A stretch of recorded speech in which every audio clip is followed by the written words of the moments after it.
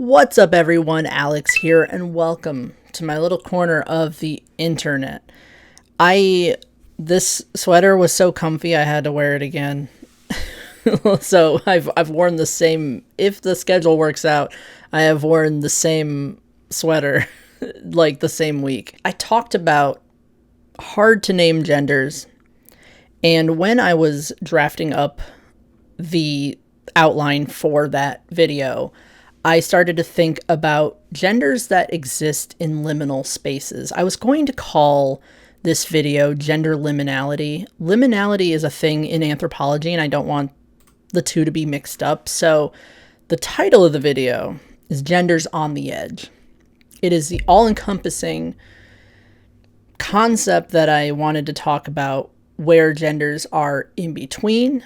There's proximal genders, meaning genders that are close to a gender without really being that gender, but they can be compared. Cusper genders, meaning that there's a little bit of the kind of overlap, like I'm this gender and I'm close to this other gender, but I'm kind of like a little in between.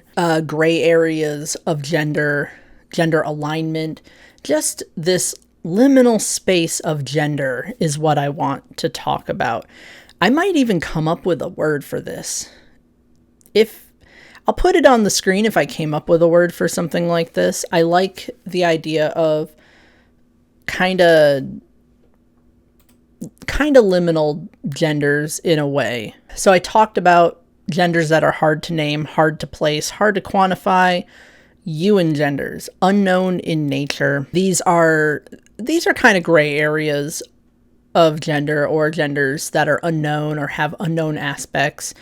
Even unquantifiable, like I don't know where this is categorized kind of genders. There are in-between genders. Those are centrogenders. Those are genders that exist between two genders but are not a combination of them, and the gender itself is not derived from those 2 points. It's just that it feels like it sits between those 2 points. Sometimes 3, sometimes more. Centrogenders started as a concept where a gender was placed between 2 genders, but it has expanded where there are genders that sit between 3 or more points. So these would be liminal genders in a way, genders on the cusp of other genders that are close to a given gender but kind of exist on their own plane. Proximal genders are a good example, something like proxphere, meaning it is close to male but exists on its own plane. It might be comparable to male, but it is not male itself. And then there's some genders called evenic or evenic genders, coming from the word evening. It is kind of a between state of daytime and nighttime. And there are genders that are kind of almost at a certain point. They're very similar to centrogenders. You are close to 2 different points of gender. Like maybe your gender feels like it's right on the edge of male and female, right on that boundary line.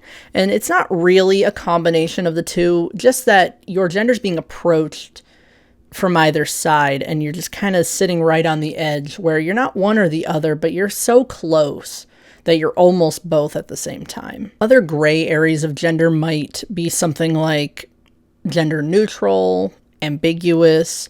I talked about unknown genders. Neutral genders would be something like epicene or neutroi. Ambiguous genders, or something like quigender, which is just an unknown or unsure gender. You don't know where exactly it's placed, and there's some kind of level of ambiguity to it. There are genders that exist beyond the concept of gender or beyond existing concepts of gender, but not really having a specified label for that gender. Almost like Zenity, but there's others as well. There is a gender quality called yonderin, and it is beyond the scope of existing gender categories and qualities. And it's not a xenogender thing. It's beyond that as well. It's beyond the concept of gender without it trying to also be a gender in itself. So that's kind of how it differs from being a xenogender or being related to xenogenders. There's also inephiline, which is equality for genders that just they can't be categorized or reject categorization. There are a handful of ineffluent genders, but like they're so far and few. This is kind of like a newer concept, but still existing, it can't be put into a category. It exists in the liminal space of genders. There's the void part of gender void. Gender void meaning having an empty space where a gender should be. And that empty space being, something liminal, something that is empty, not always unsure, but missing, still unquantifiable, or just, it's not there. It's a tangible intangibility. Some kenochoric genders, which are genders that are literally related to liminal spaces and similar emotions, feelings that you might get in liminal spaces, feelings of emptiness, loneliness, things like that, eeriness. Like kenochoric encompasses a lot of very similar vibes in that way. It's not necessarily liminal spaces, but a lot of kenochoric genders can exist related to gender liminality. I also forgot to include here vague or barely felt genders, things like demigender, nanogender, misgender, genders that are barely there, barely felt, barely tangible, almost intangible. The gender liminality can include intangibility as well as barely tangible. So I had forgotten to add that here. I just wanted to include this before I forget. Even something like gender alignment, where you find a connection to a gender without being that gender. There's a feeling of like, I vibe with this gender and I'm not this gender, and it kind of places my gender in this weird liminal space where it's connected to concepts that are not actually mine, sort of thing. And of course, any xenogenders that are based on these kinds of experiences can also be like kind of, within the gender liminality concept. I also wanted to make a note that liminality can be a solid identity on its own rather than a state of becoming. It's the same thing as being questioning or having a Ewan gender or having a cusper gender. There's like you're approaching a gender, you're almost a gender, and you're not quite there, or there's an unknown aspect of a gender. Sometimes that's just a concrete gender experience in and of itself.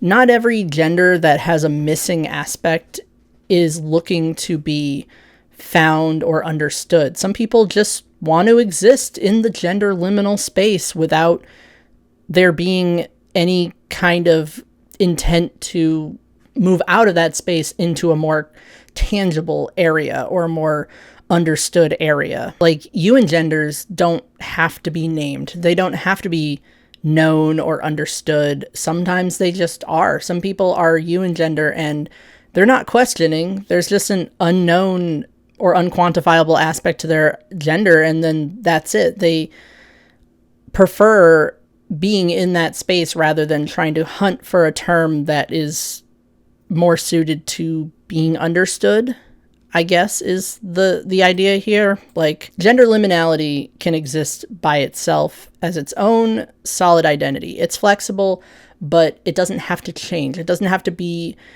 a process. It doesn't have to be, I'm almost there, I gotta move out of the liminal space. It's not a transitional space. I kind of did like a term of the week sort of thing with Ewan gender, and I wanted to do that same thing here. It's not going to be a regular occurrence, but kenochoric, I did mention that earlier. That's going to be like kind of the gender of the week. Look up kenochoric. It is related to the eerie feeling that you get when you're in a liminal space, and that feeling is called kenopsia. It's a Greek-rooted word, just meaning, a liminal, eerie kind of feeling. So look up kenochoric. It's a large umbrella term for non-xenogender type identities that are not, they're not non-binary, they're not abinary, they're not Otherin, nothing like that. They exist as their own system of genders, and there's kind of a vibe, sort of a vibe of loneliness, eeriness, voidness, darkness, things like that. Gender void falls under kenochoric now, and there's a lot of different genders that just, like, that's the whole thing about a vibe, I guess, is that there's a feeling there that just, you know what it is. You look at the vibes that kenochoric genders give off and you're like, oh, like, I understand it. I understand the vibe. There isn't any one very specific way to be kenochoric. It doesn't have to be related to liminal spaces, but similar to the feeling you get in a liminal space. So definitely look it up. I love the flag. I love the vibes. It's such a cool concept.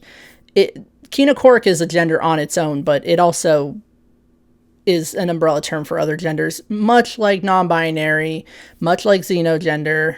It encompasses a lot of different experiences while also being a gender in and of itself as well. Like, I can see the appeal in this term. I love kenochoric as a concept. So definitely check that out. There's a whole wiki out there somewhere. I think if you look up kenochoric gender wiki, that's how I look up every term. I look up gender term, and then I put gender wiki after it, and then 5,000 different wikis come up, from fandom, from Mirahis, from, I don't know, Wikia, I think is one of the other ones. But yeah, you'll find the kenochoric wiki. There's a kenochoric card out there too. Just really, really cool stuff. So look that up for sure. My voice is getting tired. I'm struggling with that so much right now. So I'm just going to drink some coffee, because that's doing me wonders, and soothe my throat and then relax. I'm not used to recording so many videos in one day, so that's the struggle I'm having right now. So anyway, I'm signing off for now. See you later.